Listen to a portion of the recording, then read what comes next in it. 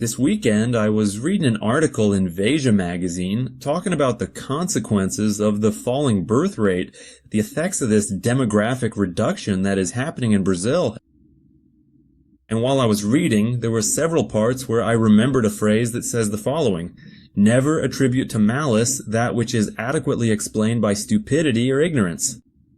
Because when I read the thing, it seemed like, the media was going in all sorts of circles and pointing everywhere else just to avoid addressing the real problem. And when we talk about the birth rate, we see that there has been a shift in the narrative. Up until 2010, up until 2015, everywhere you looked, they were saying, no, the population is too big, the earth is overpopulated, resources are going to start running out, and that population reduction is something to be celebrated. And in all the articles, they were talking about how feminism and female empowerment is a good thing because it reduces the birth rate. After 2010, 2015, then the narrative started to change. Then they started saying, no, there's not enough public money for the government to maintain its social programs. Tax revenue is decreasing or stagnating. Social security is bursting. It's no longer sustainable. And that because of the drop in the birth rate, the economy is going to go through a period of recession that will probably last for decades. And every time they talked about this, after 2010, after 2015, most places didn't want to address that part about how female empowerment reduces the birth rate. And this economic issue is quite basic because it's like this. You have to have a balance between producers and consumers in your society. Basically, you have to have a balance between workers and children and the elderly. As the population pyramid changes and you have the number of adult workers equaling the number of elderly people, while the number of young people and children decreases, you no longer have a stable situation. For both the government and the economy, the population has to be stable, or it has to be growing, because otherwise you start to have problems in the economy and start to have periods of recession, especially for the government, because the government depends on the extra production of the population. And the media avoids addressing the real problem and avoids talking about female empowerment. Every time they talk about female empowerment, they talk about it in a positive way, not a negative one. And so this video I'm making now, I started researching more about it, and the amount of content, the amount of related stuff that I had no idea could even be discussed, there were things like that started to really irritate me. But in a very, very simple way, look. What the media doesn't address is that the more work and study opportunities you give women, the more you see a reduction in the number of families and a reduction in the number of children in society. Unlike when you do it with a man, the more work and study opportunities you give men, the more children and families you have. This is basically the recognition of hypergamy. The media sometimes talks a little bit about it, but they don't like to talk about the subject much. We are still living in that little world of illusion about equality between men and women. But the basic issue here is this. Women only marry and have children with men who are above them. The guy has to be above her socially and economically. If she can't find a guy who's above her, she'll either just decide to be single indefinitely, or she'll keep waiting for a guy who will never show up. Because this is a conclusion I've reached lately, which is this. For you to have a lasting relationship with a woman, with marriage, kids, and all that, there is no other alternative. The woman has to depend physically and or financially on the man. From the moment there isn't that support, she doesn't have that dependency, there's no way for you to maintain a family. There's no way for you to maintain birth rates. This whole part about female empowerment, you'll see, as I discuss it here in this video, is the following. There was a time when women got married at about 15 to 20 years old. At most, they had finished high school. So for her, any man who had finished high school and had a salary higher than hers was good enough. From the moment women started getting married between 25 and 30 and started going to college, then it wasn't just necessary to have a guy who had finished high school. Then, since she has a college degree, she wants a guy who also has a college degree, or she wants a guy who has a master's or a doctorate. And then as it goes on, now we're already in the phase of women from 30 to 35, with a master's, a doctorate finished, and then after 30, 35, they decide that they want to get married, they want to have a child. And it doesn't matter if the man isn't interested in getting married and having a child with a woman over 30, It doesn't matter if the man doesn't find her as attractive anymore, or if he isn't as desperate to chase after women anymore. And then we have this bubble of the left on the shelf, the spinster apocalypse. But anyway, even the part about women's participation in higher education, I had no idea that things were so accelerated on the feminist side here in Brazil. That's something I'm going to discuss more towards the end of the video. I thought that here the ratio of men to women in universities was pretty even. But here, things are already as unbalanced as they are in Europe and North America. So now the introduction's done, let's start reading that Veja article. So here, starting the article, it was already obvious that it was a woman who wrote the article. Once upon a time, there was a bonus. Brazil spent half a century enjoying the ideal demographic profile for a country that wants to get rich and develop. It didn't know how to take advantage of the opportunity, and now the advantage is slipping away. So, they're completely ignoring the issue of gender equality, how much that wrecks the birth rate, and they're shifting to a narrative that, no, the thing is, we didn't take advantage of that population boom to produce enough money, enough wealth to now be able to support this older population. So moving forward in the article, check this out. The average, as I've already said, right? We're already in a situation that's accelerated. I thought I was just saying until now that, the Brazilian birth rate is 1.8 children per woman. Now it's already at 1.7. And abortion isn't legalized here. We're already at the same birth rate proportion as the United States. And here they are being somewhat optimistic. They're saying that by 2040, we will reach 1.69. Man, by 2040, things will be much lower if things don't change. So continuing with the article here, check this out. At least once in history, all countries go through a period especially favorable to development in which the portion of the population that is economically active of working age between 20 and 64 years old forget that later on they'll want to increase the retirement age. But continuing. Grows faster than the share of the elderly and children who cannot support themselves and depend on those who are working. This positive interval of time, which lasts around 50 years, is called the demographic bonus. In short, they're no longer addressing the part about how population reduction, the drop in low birth rates, is harmful to society, the government, and the economy. Now they're creating this whole theory that this lasts 50 years and that if we have an economic bonus and take advantage of it, everything will be fine.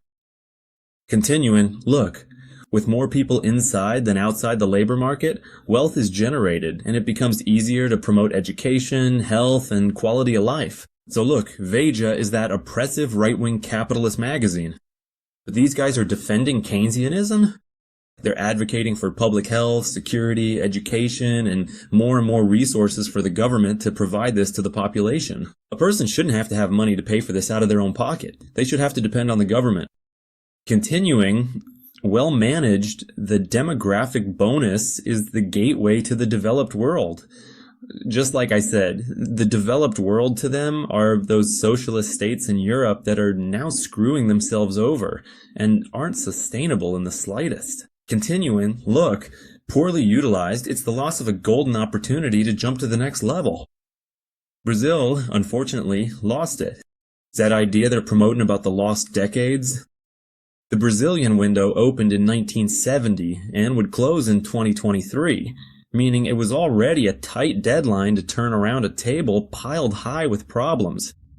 Now, a data review by the Brazilian Institute of Geography and Statistics, the IBGE, has led experts to suspect that the bonus may have started to close as early as 2018. In other words, for the first time, the contingent of Brazilians able to work will grow at a slower pace than the general population. There's just one small detail. The turning point for the birth rate is already when it reaches less than 2 children per woman. And as we go back to the article, this is something that happened years ago. Why haven't these guys discussed this until now? Continuing with the article, this means that Brazil still has a lot to do, but under much more unfavorable conditions. It's not impossible to move forward, but the country will have to find ways to do more with fewer productive people. The slowdown in the growth of the active population is a sign that the democracy, that the Brazilian demographics, which used to help, are now starting to hinder the economic sector. There's another detail too, right? You look at past decades and see what a person needed to get a job to support themselves or start supporting a family. Basically, you just needed to have a high school diploma. Now look at what happens these days. A guy is 25 years old and still doesn't have the money to have a family. The social capital that's also needed for you to get a job and start supporting yourself, that has changed too. So now, continuing here, it states, blah blah blah, Dr. Economy, yada yada yada. Add to the mix the predictions that women will have fewer and fewer children. No shit, Sherlock. That's been predicted for a long time. The average will drop to 1.66 by 2060. I've already said that this will drop even further. The proportion of elderly people in the population will almost triple in the period, jumping from 9% to 25%, and the working age population will drop from 69 to 59. The indigestible cake is ready for a country that got old before it got rich. There's just one small detail. There are countries where Social Security doesn't exist. In China, there is no social security system. People there get married and have kids because they know that if there's no one to take care of them when they're old, they're screwed. Or they'll have to save up enough money to have plenty of passive income and be able to support themselves in old age. Now, what else happened with the Brazilian social security system? We have a population whose life expectancy is above the retirement age, and life expectancy is increasing. And then we also have women who aren't getting married, aren't having kids, are reaching old age with 0 or 1 child, and have gone through divorces and all that. But they're going to live for a really long time and will consume public resources. Like, why should a person who had fewer than 2 children be rewarded? Why should a person who is paying into Social Security and had 3, 4 kids have to keep paying to support someone who didn't contribute, who didn't have kids? It's that same discussion, for example, about the pension reform, where women came up with that justification of, oh no, but it's the double shift, the man doesn't help around the house. The fact that the guy helps or doesn't help around the house is irrelevant. Again, they were dancing around the main issue. The main issue is the following, my dear. Did you have 2 children? Did you make your contribution to society so that you could later enjoy the benefits of society? Due to the aging population, the pension system deficit is expected to more than double within the next 10 years. And here is their projection, right, of the growth in the number of elderly people. It's a shame, because, like, every statistic I see about this, they only want to deal with it starting from the year 2000, or in this case, starting from 2010. This is something that these guys really use to mask the reality. Because, like, the ideal thing would be to have statistics from the last 50 years, so you can really have an overview of what's happening. But even in the data research I did for this video, it's very difficult to find long-term stuff. So here, look. No one knows the exact moment when the demographic bonus will close completely. Economists and demographers have different opinions. For Pessoa and his colleagues, who is the author there and such, the closing happens in 2018, because from the moment the contingent of the active population starts to grow at a slower rate than the general population, a mechanism comes into operation that has no turning back. It is irreversible. From the point of view of demographers, who look at the statistics with a different lens, the bonus technically only ends when the size of the active population begins to decrease.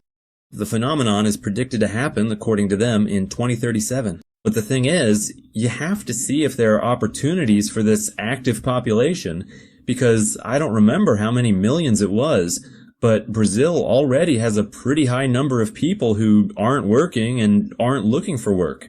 I don't remember exactly, but I think it was something around 30 million. Continuing here, the difference of more than a decade in the calculations of economists and demographers is due to the distinct concepts of the active population. Economists refer to the age group from 20 to 64 years old, which is more realistic in terms of income generation. Demographers work with the 15 to 64 range. There's just one small detail. Who actually works at 15 years old here in Brazil? The minimum wage itself, the minimum wage law, keeps a lot of teenagers out of the job market. If there were some system like having traineeships or internships or part-time jobs where there's no minimum wage, or it could be paid at half or 75% of the minimum wage, you can be sure there would be a lot more young people working and getting qualified. But the minimum wage itself and the requirements for higher education or technical training are already barriers, something that didn't exist a few decades ago. Continuing, given the country's current situation, however, the differences in the projections have become a matter of semantics. The bonus hasn't closed, but it's starting to close. In practice, however, we've already thrown the opportunity away. There's no way for Brazil to benefit from it with unemployment so high and the economy with no prospect of improving anytime soon. Like I said, they keep blaming the economy, but they don't address the issue of the CLT, of why it's so difficult for a person to work and get qualified. It's much more productive and efficient for someone to have the opportunity to join a company, work part-time, do some kind of trainee role, earning a little, and then start learning what companies actually require, rather than having to keep looking for outside courses and paying out of their own pocket for courses that might not necessarily be what companies need. And then here, look, blah, blah, blah, blah, blah, says demographer so-and-so, Dr. so-and-so, the number of Brazilians without work is at 65 million. That's why I said, a record for the series started in 2012 when it was 60 million. That's a hell of a high number, considering our population. It's less money circulating to cover the social security deficit, which is at 270 billion Brazilian reals. In 2017, it's expected to more than double to 700 billion in 10 years. So, like I said, part-time options, trainee programs, internship programs, where you spend about 6 months or a year training at a company, receiving a lower salary but getting qualified, that would be an ideal way to absorb these folks. But why are these opportunities only reserved for those in higher education? And even then, only for certain courses? There's no way you can absorb these folks simply by increasing the number of requirements they need to be able to enter the job market. And here's the question of their proposed solution, which I'll show later isn't actually a solution. Look, lesson learned. South Korea, quality education and a well-utilized bonus. And you feel the socialism in this article, right? Sooner or later, the demographic dividend ends everywhere. Those who do their homework use the interval to improve the population's living conditions and invest heavily in education, a vital ingredient for development. Honestly, tell me how whether or not you can tell that the person who wrote this article is a woman. Let's go. The result is a leap in productivity that, when the dividend is gone, will compensate for the smaller presence of people able to work in the general population. In South Korea, whose demographic dividend opened up around 1970, a vast reform of the educational system culminated in 100% of young people in high school and 80% advancing to university. Brazil has 66% of adolescents in high school, and of those, more than half don't graduate. There's just one small detail, okay? This right here, again, is that narrative that everyone has to go to university. No, man. The market doesn't need that many people with higher education. The market needs way more people with a high school education and a bit of technical training than people with higher education. There aren't enough higher education jobs for everyone in the market. If you simply decide, no, I'm going to have everyone go to higher education, fine. you're going to have a bunch of people with degrees who won't be working in the field they graduated in. Continuing here. Conclusion, while South Korean productivity is skyrocketing by 7% a year, Brazil's doesn't even reach 1%. She's attributing all of this to education. There are other factors. It's technological, mainly, and legislative as well. Economic freedom also plays a part in that. But, in another measure of progress, the Human Development Index from 0 to 1, the country wasted its demographic advantage, Stalin at 0.7. All nations that surpass 0.9 make good use of the bonus. I don't know how this HDI works, but, often these indices don't evaluate how well off or how happy a population is. Generally, they evaluate how socialist the country is, how much public money is going to the population through services, through social policies. Yeah, it's much more beneficial when the population has money in their own pockets to pay for what they need, without having to depend on the government. Brazil will now have to navigate toward the future with demographic winds blowing against it. So now, let's talk about the great example to be followed, right? Which is South Korea. First Google search, let's see, Korea's birth rate. 1.24 births per woman. Already. It's off to a great start. Really. 1.24 is a totally sustainable number. You're going to be able to maintain your population. You're not going to have a 40% drop in the population every generation. Not at all. Imagine that, right? Yeah, the person from the Veja article themselves said that there has to be a balance between those who are producing and those who are receiving in society. But this totally important statistic about the birth rate, they simply glossed over it and ignored it completely. So let's take a look at a very funny article here, which I think must be less than a year old. South Korean students are being forced to go on dates as a desperate measure by the government to try and increase the birth rate. And here it shows, look, students from two universities in South Korea, they're having to go through mandatory courses where they have to go on dates with their classmates to try and increase the country's birth rate. So, man, you're at your university and you basically have to take a course where you're forced to go out with some girl from your university. And forget about the fact that, having a kid while you're still studying sucks, But no, let's just increase the birth rate no matter what. So here, look, there are courses for dating, for sex, relationships, blah, blah, blah. And the generation is saying no to traditional family-oriented relationships, like those in the MGTOW community. I wonder why that's happening, right? Could it be because men no longer have any rights or authority, whether socially or legally, in marriage and fatherhood? Because the woman is the one who decides everything, and the woman can ask for a divorce at any moment and screw up the guy's life, take half of everything he has, and even take the kids and turn him into a slave for decades? So, look, many young people are giving up on marriage, relationships, and having children because of economic pressures and the cost of housing. That really makes sense because the majority of properties belong to the previous generation who bought and used those properties as investments. And because of that, there are fewer homes at an affordable price for the younger generation. And there's another issue. Look, the high cost of universities, tuition fees, and unemployment.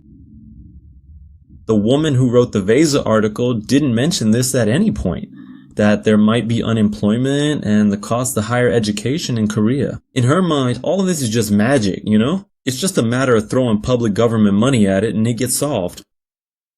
So now here, continuing a little bit. Oh, okay, they are being taught in university how to find a partner and maintain a sustainable relationship. Like I said at the beginning of the video, there's no such thing. For a relationship to be durable and sustainable with a woman, she has to depend financially or physically on the man. When you have a society based on this false equality and female empowerment, you're not going to have long-term relationships, especially with children between men and women. Continuing here, Look, the population decline in South Korea has made the part about relationships and marriage important, but young Koreans are just too busy these days to be able to have new relationships. And look, I don't know how the South Korean economy works, but I've seen reports from people who live in Japan where the guy says that, like, he doesn't see some of his friends for 2, 3, 4 months because everyone is working 60 hours a week or more. And you simply don't have time for relationships, or even if you're already married or have kids, you don't have time to enjoy them, to spend time with them. Yeah, here, as a course exercise, the students have to meet with 3 other college classmates per month. So, homework. The homework is to go to the meetings and discuss scenarios regarding conflict, envy, jealousy, and so on. Blah, blah, blah. Okay, great. No. And of course, okay, there has to be, whoever made the curriculum said there has to be both the theoretical part and the practical part. So, look, then the course is also expanded and offers lessons on marriage and love and blah, blah, blah, blah, blah. And now the students can also take other extra courses. And here it says, look, in 2016, the number of marriages reached its lowest level since 1977. Maybe the 77 part was like a consequence of the Vietnam War, right? Because when there's a period of military conflict, the number of marriages and the birth rate end up falling because of how traumatized the population gets by the event. But here, look, the crude marriage rate is 5.5 per thousand people. And when they started collecting statistics in 1970, that rate was 295.1 per thousand people. So you can already see how critical the situation is. And look here, at the cherry on top, right? Yeah, Seoul spent 50 billion trying to increase the birth rate. That's public money. So let's talk about statistics. Let's get to the good part, the factual part of the video. Because in the Veja article, there wasn't a damn statistic in sight. At least in the international article about South Korea, they did provide some information. And like, that's what it made me irritated. And it's something I already imagined, that, look, the media here in Brazil is much more camouflaged. It's much more leftist. The whole thing is very hidden under the rug, is very hidden behind the curtain, under the carpet. It's just like what I said in other videos, that there are a bunch of men who end up getting married, end up having kids, and end up falling for that tale. No, but now every divorce is shared custody. No, it's not. Every week, every semester, I hear about some acquaintance who got screwed over in a divorce. Or the guy goes there and gets married, acquires a property through the Minha Casa, Minha Vida program, but doesn't know that the property ends up in the woman's name if a separation occurs. So everything here is very camouflaged, and I'm gonna get to this point here in the statistics. So let's start here. Female empowerment, the increase in the workforce in Brazil between men and women. This right here, guys will say, no, we had a population growth boom back in the 60s, 70s, and then they'll say, no, the increased participation of women in the job market is good, but there's a small detail, man. The population growth didn't happen back then because of women's participation in the job market. That happened because of advances in medicine, because of advances in healthcare. Children who used to die early stopped dying, you know? And in the same way, women started dying less when they went to give birth. So moving on, we have another more advanced chart. That was good because I like finding charts that show the situation over the last 50 years. But check this out. Male participation is also decreasing, while female participation is increasing. Because here's the thing. This is an economic rule. It's not because women are entering the job market that the number of opportunities will be increasing. No, they will be taking an increasingly larger slice of those opportunities. Basic rule of economies. Why do some people say that since the 80s, 70s, despite inflation, the purchasing power of families has decreased? Why has it become harder in recent decades for a man working alone to support his wife and children without the wife needing to work? Because of women entering the job market. When you have more labor, an increase in the amount of labor looking for work, but the number of jobs isn't increasing or is increasing less than the amount of labor, wages end up decreasing. And that's what happened in the last 50 years. And here we have, look, another statistic that proves what I'm saying. The proportion of employed women is increasing, but the number of employed men is also decreasing. And as we also have more single men without children and more single women without children, that's another detail that the government also forgets. Statistically, over the last 50, 100 years, who pays the largest amount of taxes? Who produces more? Who has a higher salary? It's men. But the detail is this: he produces more because he has to support a wife and children. From the moment a god doesn't have a wife and doesn't have children, he only has to support himself.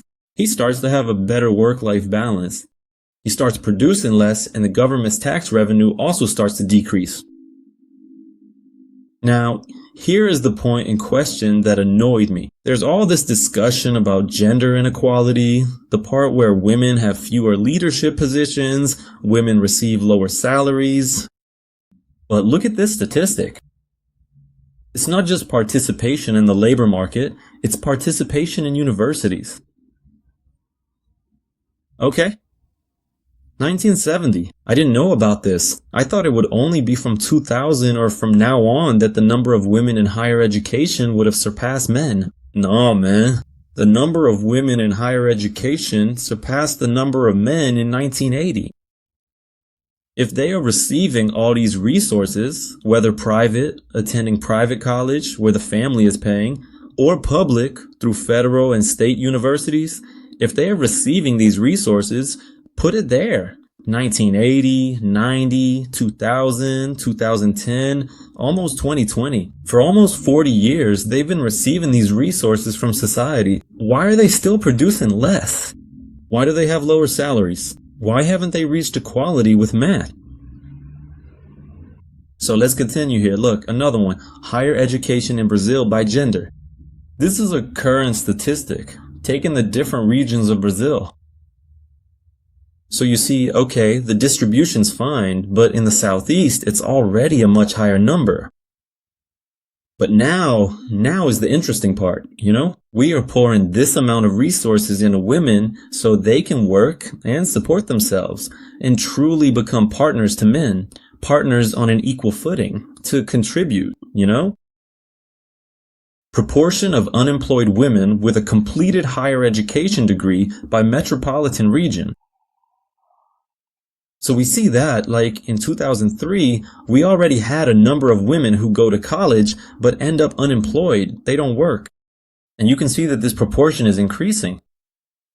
And you can see that from 2000 until today. The media's there, the feminist movement too, the feminist caucus in politics too, saying empower more women, give more work and study opportunities to women. This is good for the economy. Now, here's a more detailed chart. Okay, female presence in Brazil, women's participation in job positions. It's a shame that the statistics there are only from 2019 to 2009. Right, as I said, it's always better to have something from 50 years because then you can get a much better view. But let's take the sectors with male presence here, okay? Construction, extraction industry, transportation, electricity and gas companies, water and sewage. Basically, everything you need to maintain society, men work in. It's all work that requires more physical effort and carries more risk.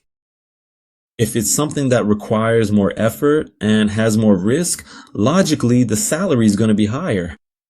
And then you might say, no, but there are men who are doctors, engineers, and all that. Then you're talking about the top of the population. It's 10, 5, 1% of the population. Here we're talking about the masses.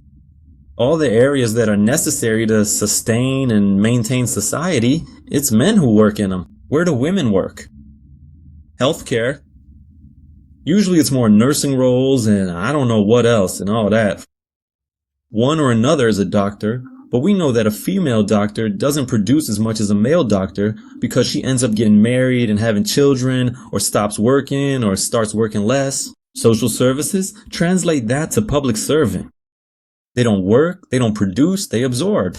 Education, translate that to public servant. Again, these are secure jobs with little risk and little effort. Accommodation, food services, public administration, defense, and social security. Public servant, financial, insurance, and related service activities. Okay, economy. Anyone who has attended any university in the economics and social sciences department, you see that there really is a 50-50 proportion between men and women. But it's that thing that even Arthur Fleming Monk talks about, which is the following. The woman goes into a certain area not because she wants to be an entrepreneur, but because she wants to meet the entrepreneur and get involved with the entrepreneur. So here, as I mentioned, the average monthly habitual income from all jobs and the income ratio by gender. Then comes that statistic, right? That women earn 70% of what men earn. But it's like I said, you have to take into account the field of work, you have to take into account the risk and the effort required. So it's logical that there will be a distribution, unless they really want to take off the mask and say, no, we want to be communist and everyone has to receive the same. Why would men who are putting in more effort and sacrificing more accept that? I don't know.